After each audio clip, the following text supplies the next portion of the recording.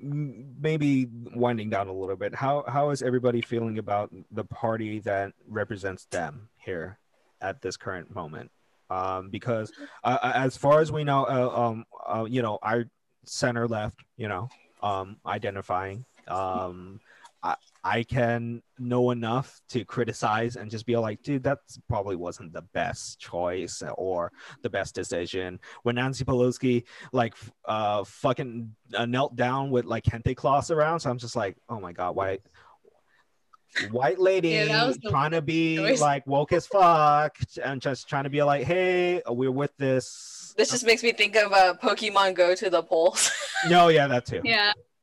Yeah. Yeah, it's No. like the Animal Crossing Biden campaign thing. Like, I was like, I think it's stupid to get mad at him trying to bring politics into a video game because, like, shut up.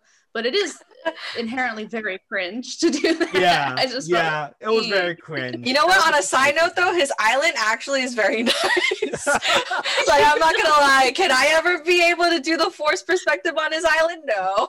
Oh yeah, I can't figure that shit out. I'm dumb, but like I could never. It's a nice island. Am I a little he bit? probably like hired a professional Animal Crossing player. That's an actual job now in the pandemic. If you get paid to do it. Yeah.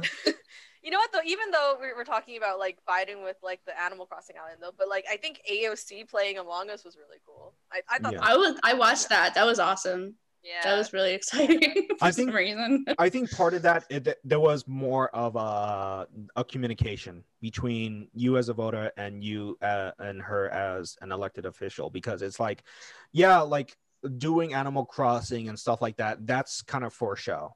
You know, when Hillary Clinton stand up on that stage and say, Pokemon go to the polls, and I was just like, no, it's just a signal.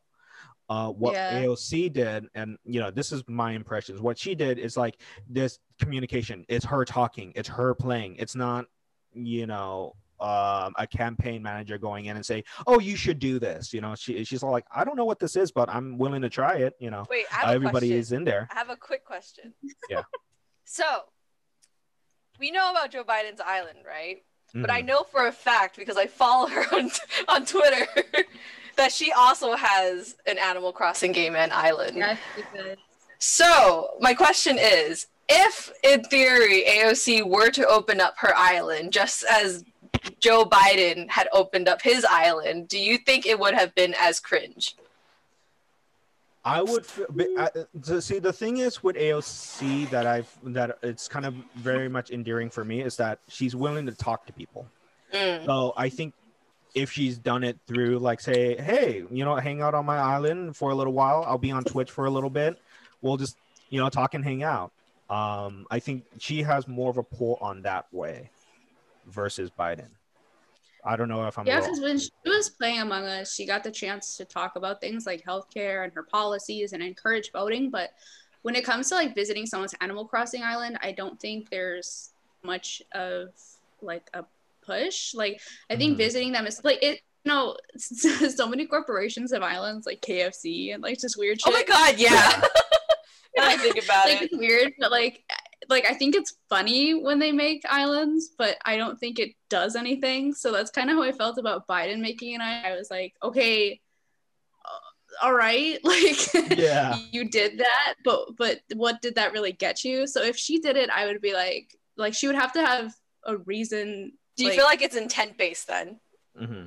Yeah, I do. I think like it's definitely just like Bryan said, like I feel like it is signaling because it's like I'm that Steve Buscemi meme, like I was like, hello fellow kids. yeah, like that's how it feels like he's just saying like, oh, we play Animal Crossing, like that doesn't really do anything for me. But AOC, she got a chance to play with popular streamers that people like to watch and talk about policy. Yeah. Also, I felt like I felt like it was more of a political risk too. Like anything can happen. It's a live game, and when it came to Biden and his decision to release a Biden-Harris Animal Crossing island, it was just more of like, oh, this is kind of like a focus group. So it's like, yeah, there's a lot of young people age this to this age that has Animal Crossing right now. It's like, oh, this will incite the base. It didn't felt genuine in that sense. And I agree. I may be biased because I work in sort of like a pseudo media. Ah! No. I'm so sorry. It's so loud.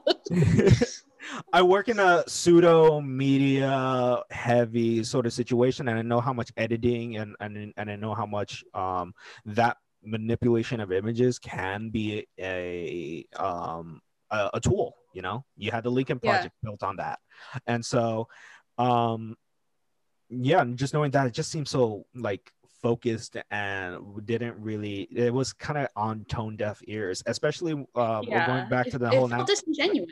yeah, with Nancy Pelosi like kneeling down and like people thought I was like, so you're gonna vote conservative? Like, no, I'm calling out some bullshit imagery thing that they think, oh, we're gonna ignite the people and all of this bullshit. I was like, Yeah. they're kneeling for 8 minutes wearing kente cloths, and like literally a bunch of African American lawmakers are like standing in back. I was like, these are our white friends.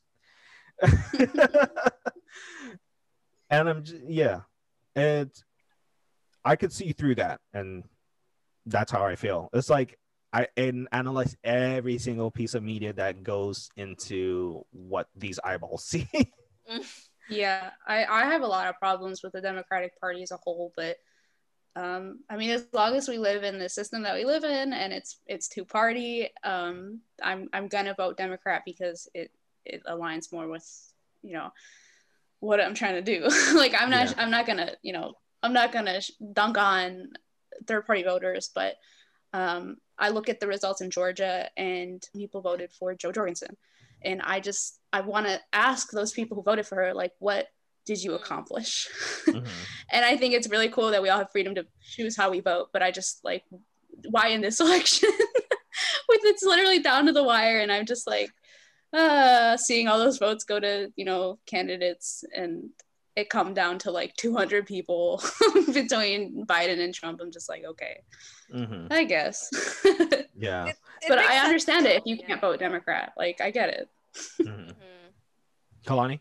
I personally agree. It's like, there's only so much you can do with a bipartisan government. And, if you're voting for a third party, right, it's either that vote is basically essentially kind of wasted in a two-party government. That's like right. there's no way that, like, as much as I would have wanted like a third party that got close, it's like, it doesn't, unfortunately, those votes don't really make as much of a difference unless you're voting for, maybe someone wanted to vote for Kanye. I don't know, I will judge people who voted for Kanye so harshly. I'm vote gonna be honest. Jesus, I do not man. respect. You gotta vote for Jesus. Well, to Yeah. be fair, a vote for Kanye is one less vote for Trump. But It's also one less vote for Biden. Oh, that's true. Yeah, that's fair. But He got dunked on so hard because you guys see that tweet he posted? yeah.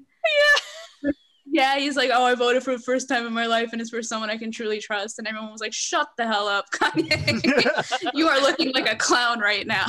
You know what they say? Nobody loves Kanye like Kanye loves Kanye. That is true. For individuals that feel like they would want a rapper or somebody in the media to be a politician, they got it with Killer Mike, and at best maybe Kendrick Lamar. That actually with Trump. No, oh yeah, it's true. You got it with Trump, but in terms of like identifying with Kanye and stuff, it's like if Killer Mike was, say, going for Senate in Atlanta, I would definitely want to see that race, or not Senate in Georgia. I was like, I'll definitely want to see that race. He has fascinating views on policies that can help generate wealth and the beginnings of generational wealth within the Black community. And I was just like, how can we focus that effort in communities, other than the Black community, like say the Latin community in say Florida, or like in my neck of the woods, in like generational wealth in the Cambodian American community. You know what I mean? So how, like, I would want to see a candidate like Killer Mike in Atlanta, doing something like that. Mm-hmm. That's the thing. He had policies. He had Yeah. ideas. Yeah. Kanye was just like, vote for me. Yeah. Vote for Kanye because I am Kanye. And he's like, because I'm Kanye. Yeah. Like, all right. I think now moving on, it's going to be like what, 2022 midterm, right?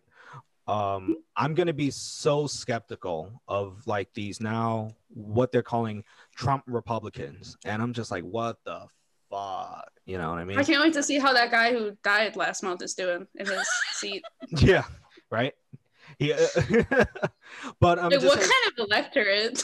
Yeah, and it's almost like, as because we're young, we're so in tune with issues, and we're not necessarily voting for a candidate almost, you know. Yeah. And so I want to see what's going to happen in 2024. You know, are the candidates actually going to stick to the policies to address issues in their communities? Because what Trump did threw a wrench in that machine, that political machine of like actually debating, actually getting work done. He sold people on an image. And as far as we know, a lot of Trump Republicans did win seats in the House, you know. Yep. And I think my feeling with the Democratic Party is like they fell in that trap almost, you know. I felt that, you know, for if you were thinking that this would have been a progressive blue wave, I'm like, you know, as much as we kept the House, we lost so many seats. Yeah. We did. You know? So it's like, I think it's an indictment on this idea that we can have identity politics and it can pay off. Yeah. You know what, though? I think if you want me to, like, if you want to discuss it a little bit further, like, I think a problem with the Democratic Party in this election is their complacency when it comes to, like, the election. Mm-hmm. You know, you have a political figure, Trump. I don't know. Does he count as a political figure at this point? Yeah. This guy, I don't know. But anyway. He's a new establishment. Right, yeah, no, but you have, like, Trump, right? Whenever he talks about things against the Democratic Party, it's always very much like I believe, like I know. There's a sense of certainty with him. But when you talk about it with like Democrats, you know, it always seems to be like we need to unite. This kind of division won't, you know, won't help us in the long run. And granted, right, like I personally believe that this one administration will have repercussions for the long run. You know, like we have two new conservative, Supreme Court justices, yeah. Mm-hmm. Yep. And like, you know, they're going to be in those positions for a good amount of time. And you know, on top of that, you know, I think, like you mentioned before, a lot of the things that Trump has done when it comes to, like, even doing, like, a debate or just even how he enacts his policy, what he does in terms of talking to people, like, that's going to lead into big differences for future politicians. And, you know, to have a message from Democrats of not necessarily, I honestly don't think it matches the amount of certainty that Republicans have put forth in their messaging, and I think that'll change a lot in the future. Yeah. So, yeah. Like the way Trump talks, like, sorry. No, go ahead. I have like a the way Trump talks like drives me nuts. I agree. To remove any expletives.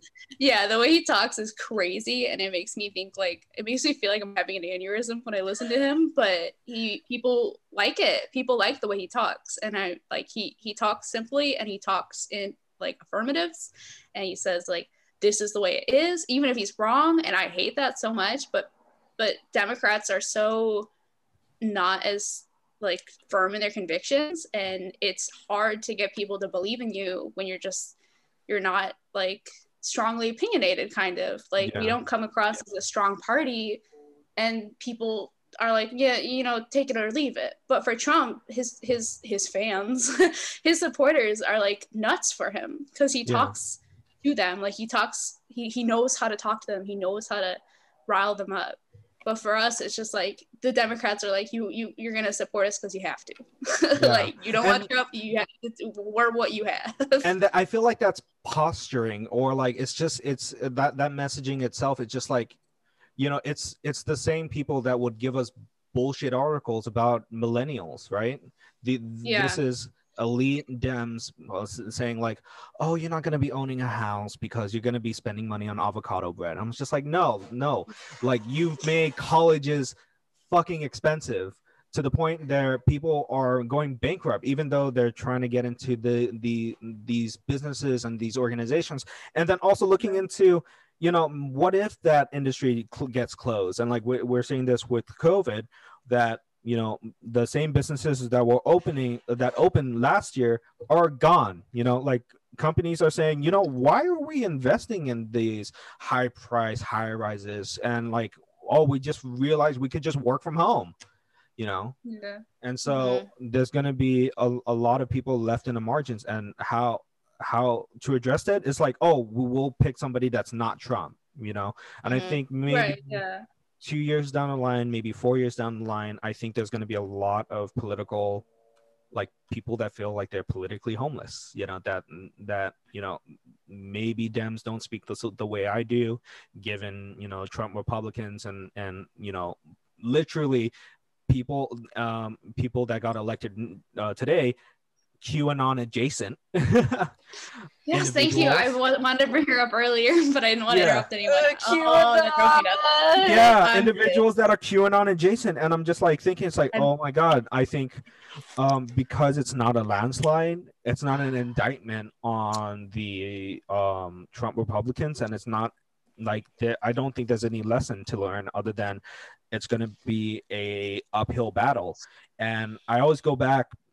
I might be biased because I'm a bro for Andrew Yang, but the thing that I found fascinating with Andrew Yang and Bernie Sanders, they actually talk to people, unlike Trump or Biden. They did not make an effort to talk to people, and on the ground, and says like, hey, like, we listen. You sound like you've been bankrupt because of medical expenses. You have a pre-existing conditions. We want to help that. For Andrew Yang, it was like, you know what?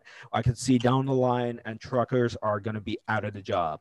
And so what can we do as a society to make sure that people feel whole from now until then, given that there's going to be a third industrial revolution, which is going to be tech companies, like now with Uber, like making long-standing decisions, now, because if nobody comes in to help people, you have a situation that Callie just said, that someone that works on Uber dies and the family can't collect on anything.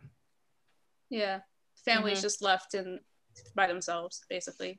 Yeah. So I'm hoping within the midterms and within the next 4 years that there's going to be candidates that really, really deep down talk to people about issues, because the fact that Trump won on a bullshit election, and his campaign was very much bullshit already, that he just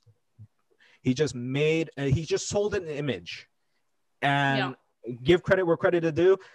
He's a salesman, and that's all he did. He just sells an image, no policy, no nothing.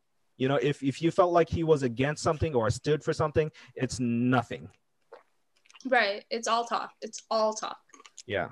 And after 4 years of it being all talk and no action, you'd think people would be like, I'm sick of him. Like, I don't want him to be my candidate this year, but it's still this close, which is what boggles my mind. Like, we all experience the same reality. I feel like we all saw the same thing happening, but these people seem to live in a different world where they think he's such a he's such a great president and he did so much. And I'm like, what? Like, what did he do? Where did he get you that you feel so strongly about voting for him again? And it just seems like it's coming down to, I'm going to vote for Trump because I don't like Democrats. I don't like what they're doing. And he's the antithesis of a Democrat. Like, he's everything I hate about Democrats. I find the opposite in Trump. So I'm going to keep him in office, even if he's not going to do anything, And it's just so dumb. Like, this country, it's so dumb. And it doesn't have to be so hard with, it was literally, you got served a pandemic on a plate. The fact that you could have done something, he would have won. The fact that it's so close, You know what? There are people now, though. We can't even say it with a joke on our faces, but it's like now people think he is like a savior from God. Like, how can you argue against God? But I don't know. Right. As much as this all scares me, right? Like, I think the thought that scares me the most is that despite the fact that if theoretically Biden wins this election, right? We still will have all of those voters who believed in Trump in the United States. Yeah, so there will be those people with that mentality still here. You know, it's not going to change just because one president won. Yeah. So to get back to your point about the QAnon adjacent individual, QAnon. I think what's gonna happen, I think, in the future, you're gonna have a lot of people that really drunk the Kool-Aid on this idea that, you know, Trump, like, it's now being called Trump Republicans. There's a lot of media outlets saying like, you know, the Republican Party, it's not the Republican Party of the Reagan era. It's not the Republican Party of the Bush years. And so now you're gonna have a large group of people that really believed in basically selling an image, and then really to do nothing. You know, if you're running on QAnon, right? If you're running on a conspiracy, like once you get in there and realize you don't have, like, there's no cabal that people are eating babies or whatever. It's like a cult. An occult. Right. And you realize, oh, this is just people in a stuffy room trying to make sure that they want to get reelected. There's really nothing else to that, you know. There's no there's no canary in the coal mine.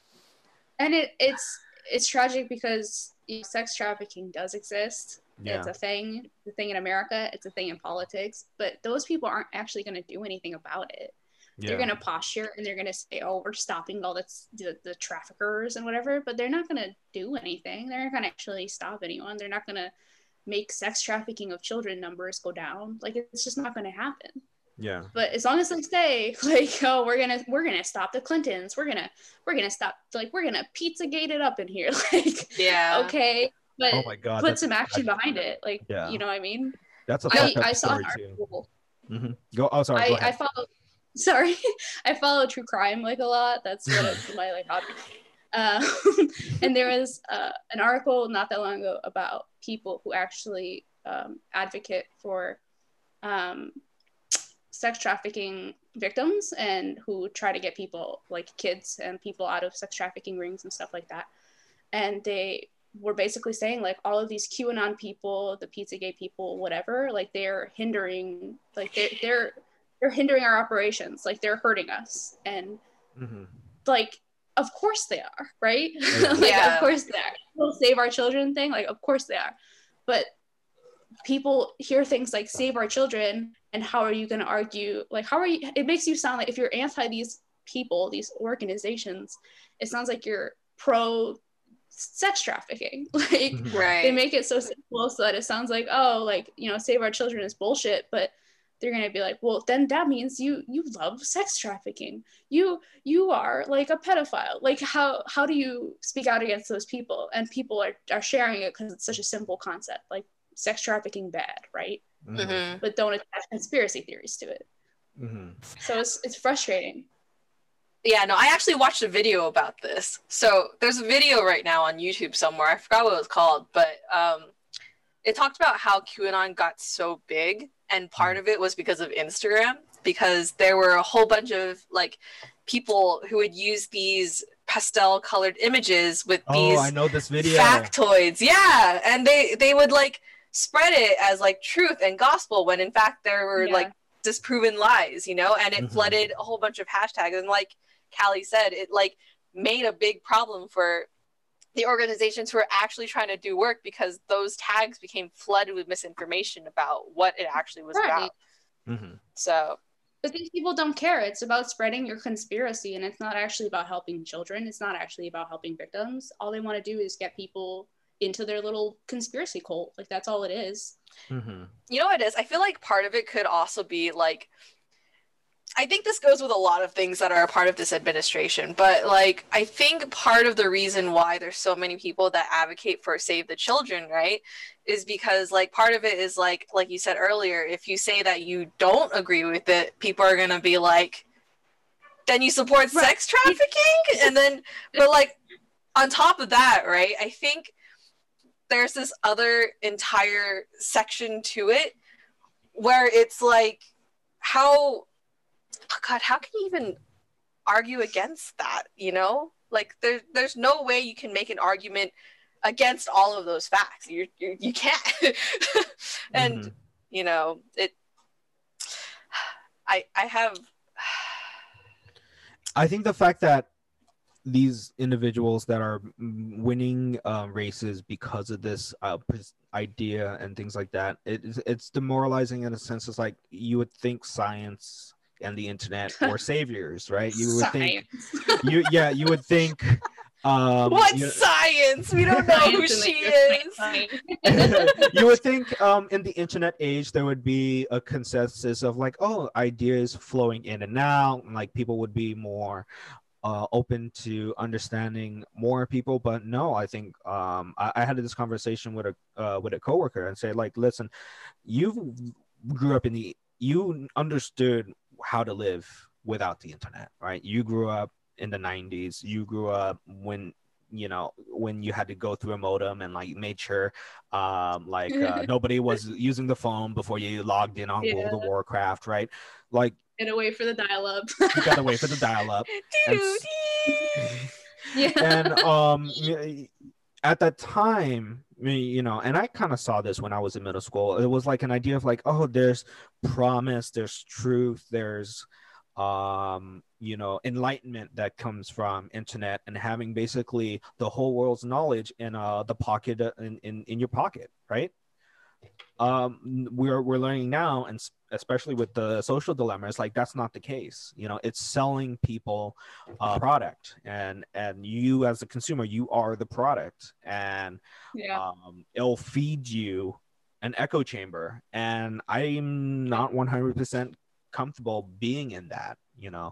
I'm always the type of person that would want to fact check. I'm always the type of person that's like, oh, that sounds like an outrageous thing, and I'm guilty of that too. I'm gonna Google it. Yeah, and that Callie knows this. It's like I'm guilty of that too. When the whole Derek Chauvin thing, with repealing his murder conviction, I was just like, what the happening? And so like, well, how is that justice and stuff like that? And I was like, and then you had to fact check me on it, and I was just like, oh, okay, never mind. But I was just like, so I looked it up. Yeah, and I was just like, why have a headline like that? And then I learned that, I fell into that trap of like, it's meant to sell you as a consumer or as the product, the idea of outrage. Yeah.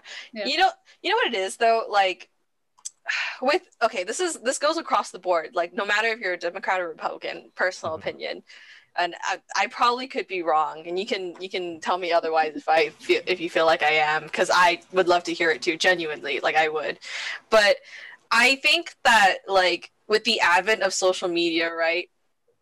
There is a sense of being connected to people more now because, you can talk to somebody who's halfway across the world and it's like nothing. And you can hear the news from like other states and other cities and other countries at like the snap of your fingers and it's no problem, right? But I think every person nowadays gets caught up in the idea of sensationalism and wanting to be a part of something, when it comes to like QAnon, there are a whole bunch of people that want to say like, oh, save the children. And then they put up those posts and misinformation because they want to be a part of that movement. And the same thing happened with the Black Lives Matter movement with the black squares. Like posting a black square can only do so much. There's more to be done, which is like advocating for Black lives, doing more to spread that kind of information into your communities. But what will a black square? It's just marketing for like a second. Yeah, it's all about like doing what other people are doing at the time. Yeah. Exactly. Yeah. So it's like, across the board, no matter what message it is, depending on your intent and what you decide to do, there's a difference between doing it for the sensationalism of just doing it and for you getting your own personal self-satisfaction for thinking, you know what, I was a part of something, I did it for a second. Now I can just it's like lowest effort to get the reward, right? Like I have to show that I support something, but I'm not going to do anything but this because everyone else is also doing it. Yeah, and even with QAnon, right? Like, if you're genuinely for saving the children, at least have the decency to look up the actual factual evidence for it. Yeah. So, yeah, it's like just look it up. It only takes like a couple minutes. You'll be fine.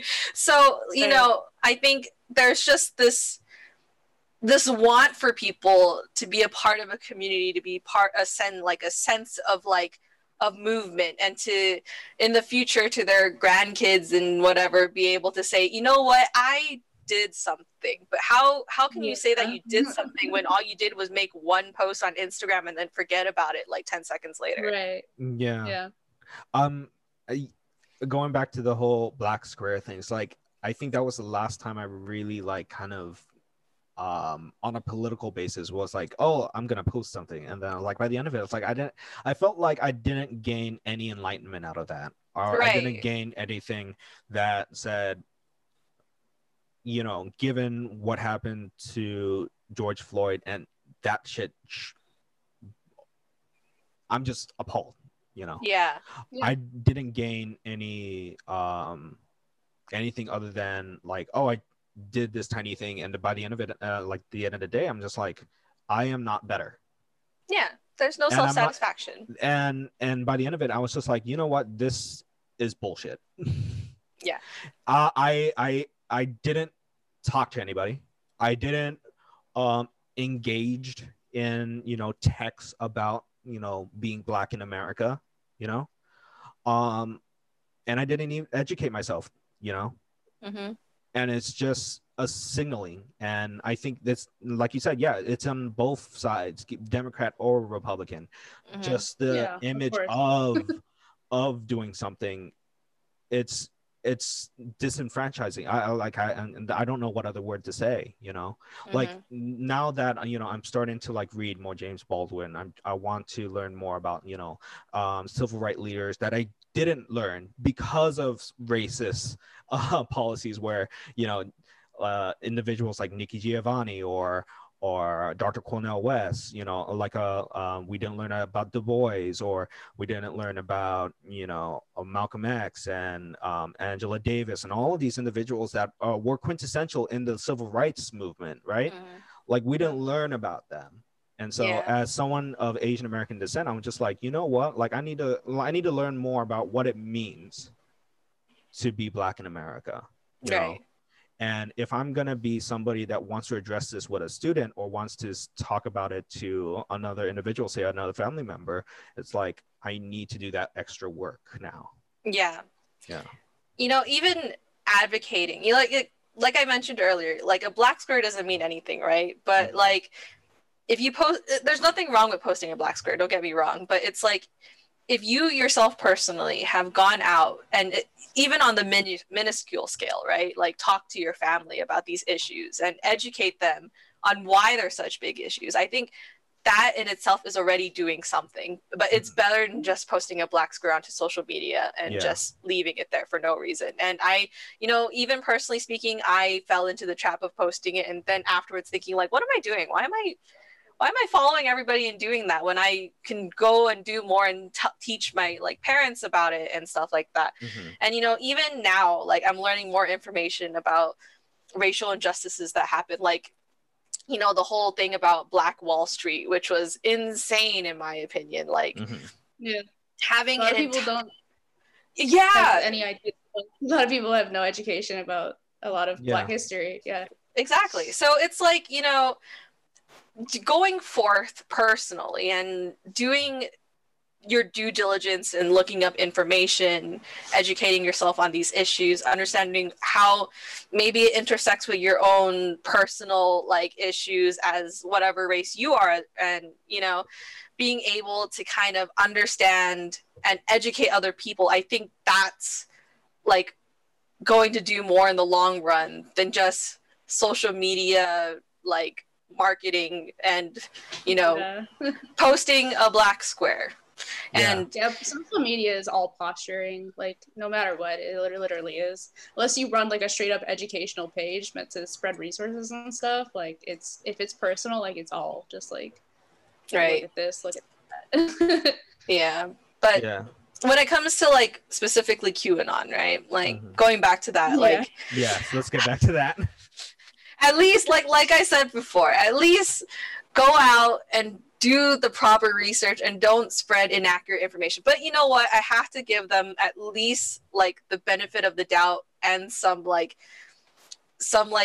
defense in that there is a lot of misinformation out specifically right now because of how big QAnon is growing. Right. So in that argument, you know, they could theoretically, there could be someone out there doing their research and they are getting this misinformation, and even with their, you know, like good intentions, they're getting the wrong information. Like that could be a big possibility as to what's happening. But you know, like to the people who are maliciously and on purpose putting out misinformation and, you know, diluting those tags and hindering the work of people who are actually working in those kind of like industries or like workplaces, it's like you need to at least do the proper work and spread the right information. Don't spread like inaccurate information.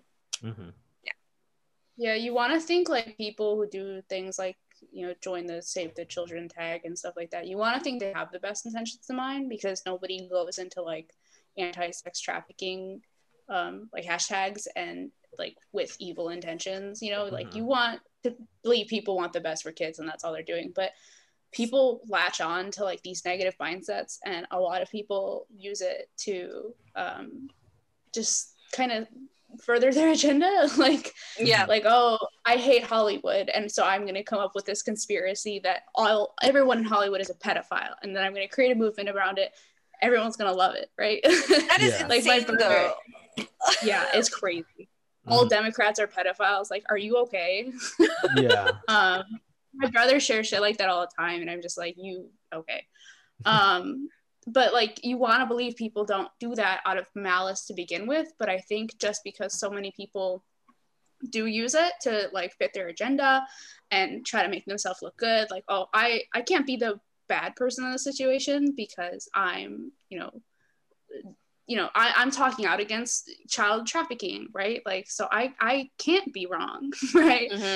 Even though I'm talking out against child trafficking in a way where it just gives me the outlet to shit on my opposing political party or celebrities or, Hollywood, like whatever.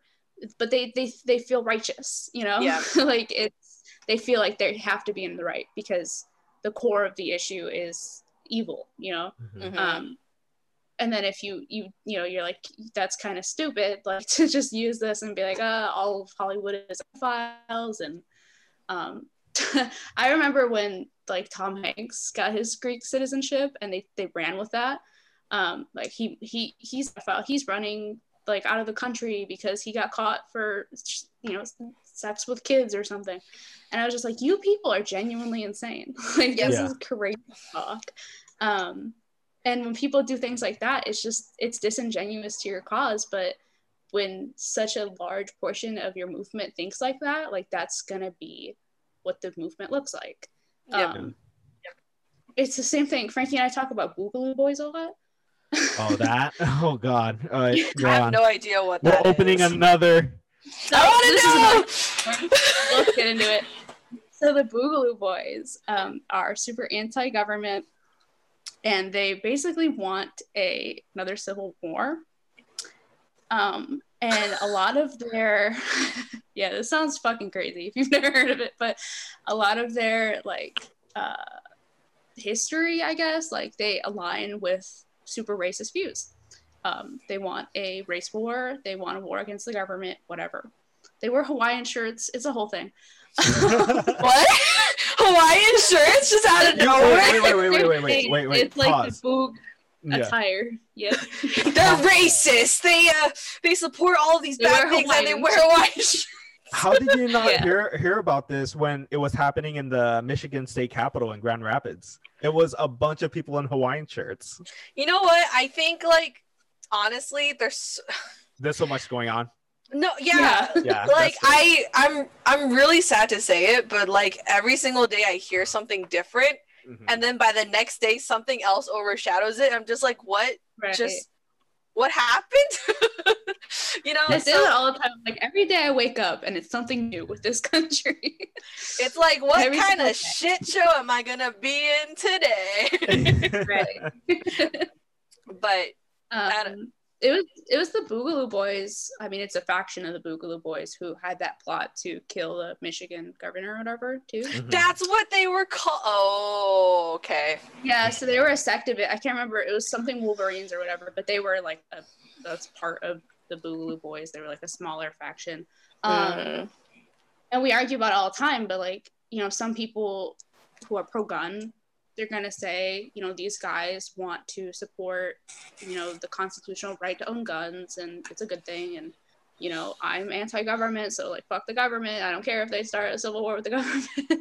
But I tell Frankie, like, you can't ignore the fact that they have historically been a super racist organization, and that's still common. Like, that's still part of their platform, even if not all of them support it. Yeah. I don't know how I got here. I started with QAnon, but conspiracies. Right, we're just on that general topic now. Well, to that point, it's like, you know, it's that whole David Duke thing. It's like, you can't ignore the fact that he was once a grand wizard of the Ku Klux Klan. You know, like, you just can't ignore that fact. You know, when he was... Yeah, that's who he is, right? Like, yeah, and when, like, 2017, when the whole Charlottesville thing happened and with all of that thing, it's like, it was a political Hail Mary. It was like the thing that, you know, Trump could have said and brought people together. But no, that didn't happen. David Duke... David Duke came in and said, like, oh, you know, we're in it with Trump. Bringing white pride to the people of America and all of these things. And I'm just like, he could have just said, we don't condone racist violence. This is not how things are done here in America and stuff like that. He could have just said that and could probably be at 50%, you know, what was that thing? 50% approval rating. Above that, you know, he could have just said it and then got it, you know. But no, he just said, oh, it's on both sides. You go Antifa, and I'm just like, oh fuck. Oh my god. Yeah, how easy would it be for him to just say, like, white supremacy is un-American and we don't support it? But he won't, you know. Like, he won't say that. So you have to think about, like, what are the implications of why he won't say that. You just have to go up to him and be like, do it, you coward. No, I'm just kidding. Yeah, right. It's like when Biden there at the debate and he's like, I will condemn white supremacy. And Biden was like, so do it. Do it. And then stand by and stand back and stand by. Stand back and stand by. Proud Boys. Like, what the hell? Oh, God. You know what, though? Go on first. I'm probably gonna hot topics. But I was just gonna say, like, the conspiracy theories are out of control and people feel really strongly about them because that's what they're for, you know. Like, you get people super hyped up about something and then you just shove them right into a cult, right? Into the cult we go. No, but, like, you know, I think, like, I would have to commend some of the people that have kind of fallen out of those kind of, like, belief systems, though, because you know, there are a lot of, I think, people in the US that did believe in a lot of, like, the horrible rhetoric that's been spread around nowadays, right? But, like, they've changed, and I think we easily forget sometimes that people over time can change, you know. And, you know, there's like all of those movements with, like, covering up, like, Nazi insignia, like, all that type of stuff, you know. But it just you know, as much as, like, things are changed, like people can change like that, right? Like it still makes me very nervous that there's so many people that are supporting these ideas and like in believing. the first place. Yeah, and you know, I give credit to all of the people who can get out of it, but also it's like I read a tweet earlier this morning when I was like going to work, when I shouldn't have been reading tweets, honestly, but I was on the toilet. But the tweet was essentially like saying something along the lines of like, I feel kind of bad for people who believe in Trump right now, right? Because it's like, if you do believe in him and like at some point something makes you question your belief system, in your head you're going to have to think like, did I waste all of this time believing in something that was illegitimate? You know, and then you're going to be faced with the reality, like can potentially be faced with the reality that like, oh shit, I'm a racist. You know, so it's like a lot of, I don't know if it'll happen in the future. I don't even know if it'll ever change, like anything will ever change the mindsets of these people. But if there ever became a turning point, you know, there could theoretically be a time where all of like a good portion of these people will look back and be like, holy fuck, I was an asshole. So Yeah, there are folks that, you know, like Daryl Davis, the musician that speaks to a lot of Ku Klux Klan member as an African American. Yeah. Goes into those communities and then like, you know what, like just through the power of conversation, through the power of like, you know, like he's not there to change their minds. He's just there to be like, you know what, like I just want to learn more about you and like why you believe in these certain things. You know, go to a Klan rally here and there. You know, the only black dude at a Klan rally, and God, that's so scary. and, yeah, like stresses me out. yeah, and you know, got people to change, you know, out of those racist views. And then some of them, scarily enough, you see this in his TED talk, and I'm probably going to share it in the description. Some of them are in powers in positions of power, like in Baltimore, you know, the Baltimore Police Department, you know. Yeah. So like what's to say, you know, that's not happening in places like in California, or like what's to say that's not happening in places you wouldn't think the Klan would be in, you know, like Seattle or Oregon, or areas where you don't have that sorry, that the southern stereotype where they would be. Oh yeah. I mean, I think the Klan is everywhere. I think that they're racist everywhere. I think that they're not subject to only be in one area, and I think that it's a mindset. So it's not like, you know, geographically limited. It's just it's pervasive. Yeah. And especially think of, you know, there's a lot of red in California. Yes. There's a lot of farmland and rural area and a lot of counties that are red. And I mean, I've read stories about, you know, certain areas of California, like more center, and like plenty of bad things happen there. You know what I mean? Like it's not like California isn't all LA. Yeah. San Francisco, and Illinois isn't all Chicago. Like, you know, it's just, you can't stop people from thinking a certain way. And I commend Daryl. I saw a lot of people talking about him on Facebook recently too. He has a YouTube channel, right? Yeah, I think he like, has a YouTube channel, and I think he had a TV show at one point. Yeah. Time for me to go watch. Yeah, right? If you'd link it so we can watch it. Yeah. But like, I commend that, but I don't think that people of color and people who are vulnerable should have to put themselves on the line to change other people's perspectives. I commend it. Like, I think that's amazing to do that and to put yourself at risk for that movement, kind of. But like, I think that like racism is despicable. Homophobia is despicable. Any kind of prejudice for, you know, reasons beyond people's control, like that's despicable. And I think it's really nice to see people come out of those mindsets, but I don't think anyone is responsible for making those people change. Like I see a lot of people say that, like, well, why didn't you try to change their mind? Like, well, maybe they were never treated kindly by a Black person. Like, that's not a Black person's responsibility. Like, it's not your responsibility to make anyone change their mind. I think it's from deep within. You have to want to have a different mindset. Like, you want to be open to other people. And I think racists inherently aren't. Like, to hate people from a reason other than skin color, like, you have a barrier up in your own, like, mind, you know what I mean? Yeah, and as much as you know, to be said, to your point, it's like, as people of color going into these spaces and helping out, because it's such a color issue, it has to come from their community. It has to come from white working class individuals that can say, oh, you know what, that is screwed up. Like, my friend, or I have someone in the community that identifies in that way, and why are we going out of our way to just ruin someone's life?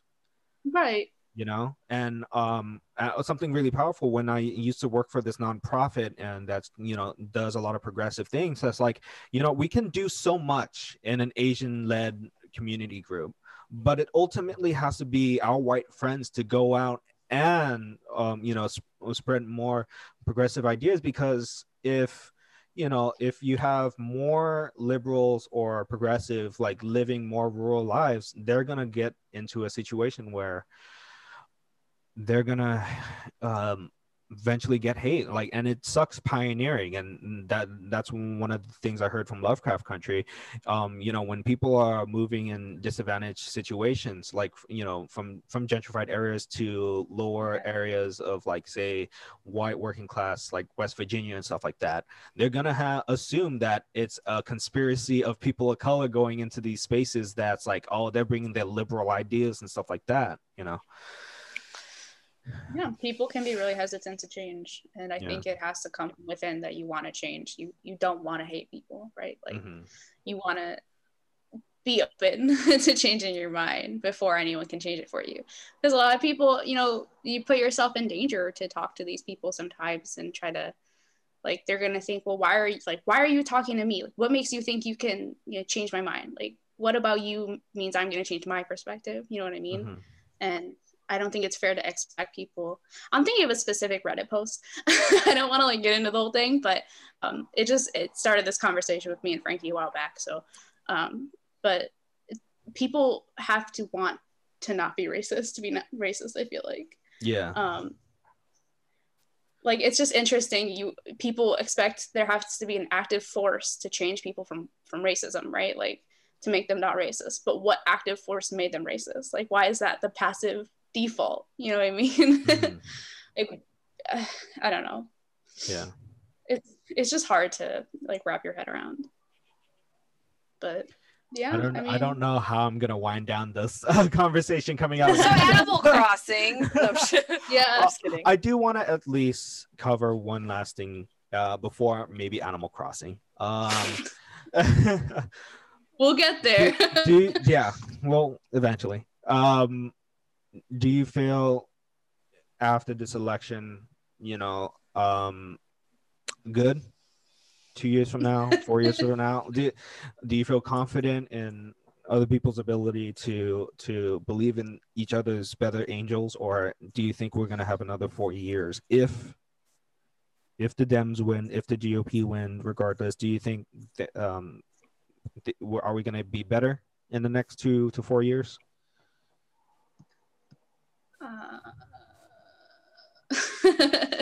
I think that might be a loaded. I think this might be a loaded. No, I mean, I have thoughts, but I don't know if I should speak first. I can go first, if anything. Okay. Yeah. If you have thoughts organized on this, I kind of do. I feel like, as much as we can say, like, if Biden wins, right, like, I think there's still going to be a lot that needs to be done in order to make a change, and I think it's going to be, if anything, an uphill battle from that victory onwards, just because, first and foremost, you have a whole bunch of essentially almost radicalized people who believe in the exact opposite of the ideals of what that president believes in, and then on top of that, you have the Senate, how the houses, which is like mostly Republican dominated, which probably will mean that a lot of policies will be deadlocked. And, you know, I think as much as I remain hopeful for something to change and for something to be different, I think a lot of the situation will be like, we will be stuck in a place where essentially a lot of people will be deadlocked, and a lot of people, I don't think just because Trump's no longer in office, those people will change their minds on it, especially the people who believe in QAnon and stuff like that, because essentially they think Trump is a god. Like, how can you compare a president to a god? So, you know, there's only so much you can do, and you know, I think people are very inherently stuck to their beliefs unless something seriously challenges them, like we've talked like for the past couple of minutes about. And so for those certain like groups of people who voted for Trump and believe in Trump as being a really good president, I don't think having Biden will be, you know, obviously not a great choice for them, but I don't think they would willingly just kind of like bow down and be like, okay, you're our president, let's go. Like how easily it seemed to be before. You know, obviously there was some form of dissent from people who had opposing, like who were from opposing parties, but I don't think, not to be assuming things here, I don't think any of the other elections previously have been as divisive as this particular one has been. So, yeah. Yeah, I was like, yeah, I pretty much agree that like we are already divided, and I don't think that Joe Biden is necessarily going to be the thing that brings us together. If anything, I do think that a lot of like this election will push a lot of Trump people further into his camp. With everything Trump has been saying, he comes out and does his little speeches, and like he speaks and he says like, this is fraud and the Democrats are stealing your votes and blah, blah, blah.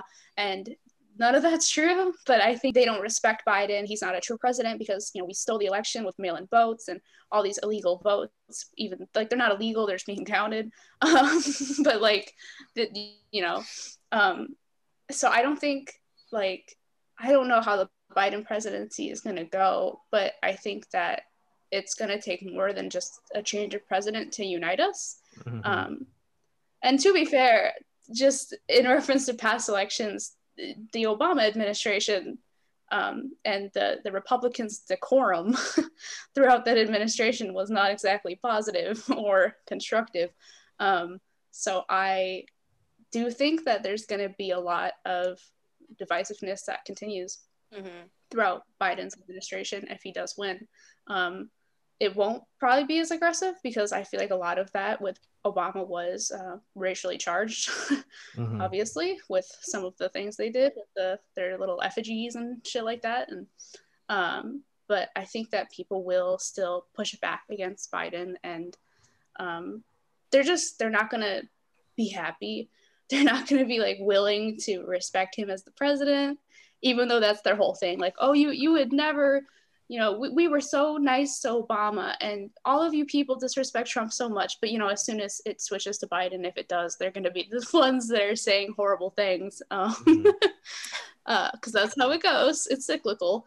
But I don't know what's going to fix the country. I don't know what's going to bring us together. And I think we have a very long road ahead of us before things do start to get better. I'm not sure what's going to force that issue, but I don't think it's going to happen right away or even soon. I think it's going to be like a road to recovery, and a lot of things need to be put in place for people to feel united again, respected.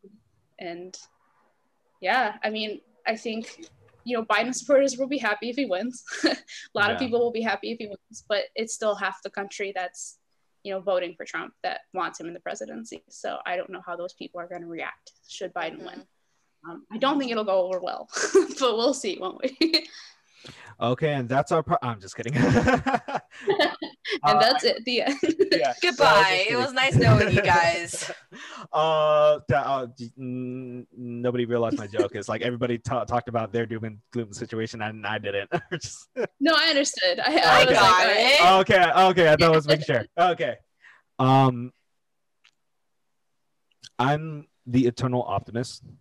I want to see things to be better, and in terms of all this anti-Asian hate and all of this stuff that's been born out of coronavirus to be better. But it's, given that these types of individuals, as you mentioned, one seats in the House for conspiracy theories, and one elections over not wearing a mask, and one elections through divisiveness. And I'm just not 100% sure. And I think there's also to be said about Dems for not really addressing those issues too, like not really focusing on making people feel whole during a time of crisis. And um, if there was ever a moment in time that I felt maybe politically homeless, I think this might be the time right now, where I don't know what party really speaks to me at this current moment.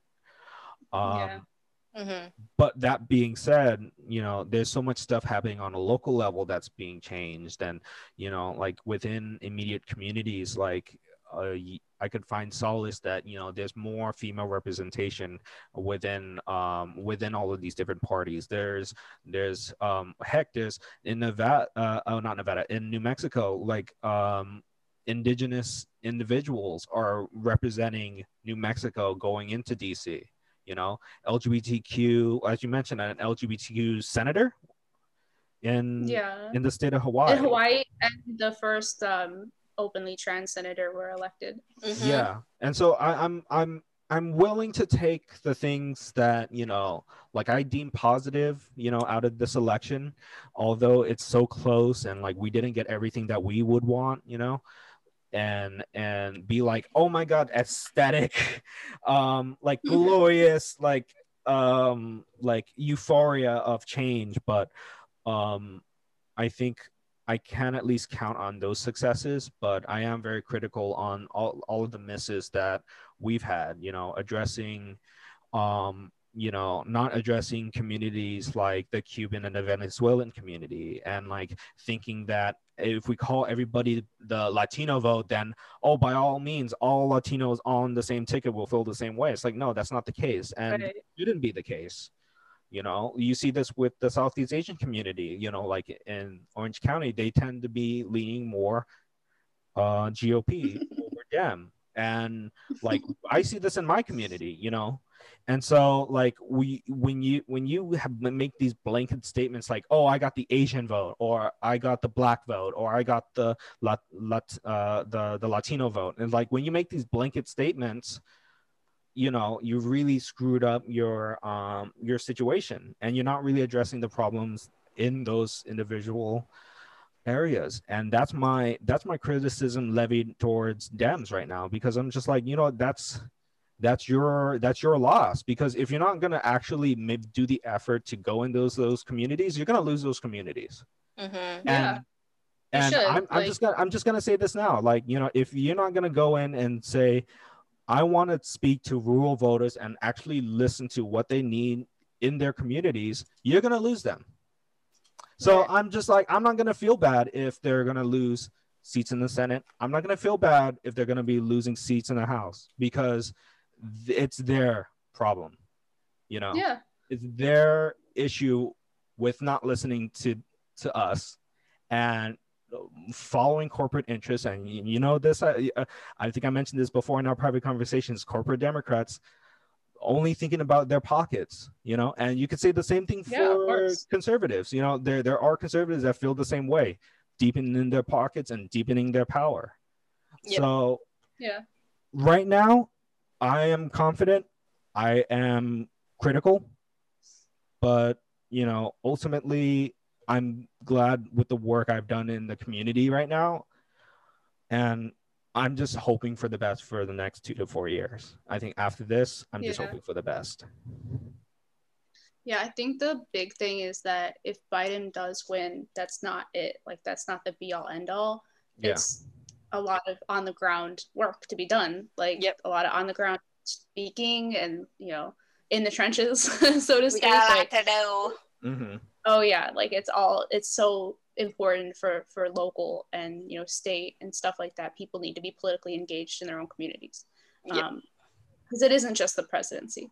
That's what drives me nuts when people say like, oh, your vote doesn't matter if you live in a certain place. Like, your vote does matter, because you're not just voting on the presidency, you're voting on so many things, and you should vote and research and see how they're going to impact you, because that's where you live, that's your future, and that's your community, and you should be doing the best you can for your community. So it isn't just like I vote for president, like I'm done, like I finished my civic duty. You got keeping space. Like, political change comes from you and your household, your community, like, and that's like I'm really proud of young people who went out and voted. I'm very, very proud of especially young voters of color who voted, people who voted for the first time. Just it's crazy to see the turnout of this election, and I think it's really cool, and I hope more and more people do vote, whether for general presidential elections or locally. I think that's important, and I hope the trend is upward. I hope people do see this and they care more about their own local and community affairs. All right. Well, thank you. I don't know what else to add. What's the update now? How many? Georgia's already stopped counting. I know that I think Pennsylvania is only 20K away. I am looking. That's what I was doing. I was refreshing CNN to see what the updates were. So Georgia is currently done for today, but according to New York Times, there's roughly 175,000 absentee ballots still to count in Pennsylvania. In Georgia, there is 1,800 in difference between Biden and Trump. Yep. And they still have, I think, something like 15,000 to go in Georgia. Actually, I looked at Pennsylvania for like a quick second. Pennsylvania actually has a very small margin of difference. Actually, it dropped a little bit. It's actually 0.3 difference now. A second ago, it was like 0.4. Yeah, so, it's just under 20,000. Yeah. So it's getting close. So thank you for watching. I think at this point is at our longest podcast. I think we wanted to really talk about things. And it's a long week. Just all crying on the inside. And as I mentioned before, when I do bring up Black Lives Matter, and when I do bring up like important public and political ideas, is that work does not end. There's still things that need to be done, always. And in the terms of like what we were talking about with Black Lives Matter, it's like it's about self-education. Yep. When it comes to anything, it's all about self-education. And and I'm not trying to blow smoke up my ass, but like the fact that I got to a point where I'm like, I'm not doing anything constructive, and I need to do something. Like, I need to like not posture. I need to stop doing these things that says, oh, I done something, but it was only a social media post. And I don't think a lot of people do that. I don't think people go out of their way to say like, you know what, maybe I need to check myself. I need to check where my privilege lies. I run my own podcast. Not everybody do something like this. So the work will continue. Regardless of what the election is going to look like. I just would rather a Dem, but who knows? We'll see. So thanks for watching. Thanks for watching, and thanks for hearing three relatively progressive individuals rant about the political landscape of the United States. If you found something that you liked, if you found something that you hated, just react in the comment, and we'll see you in the next time. Hopefully we'll talk less about politics, but honestly, I doubt it. Okay, next hour of Animal Crossing.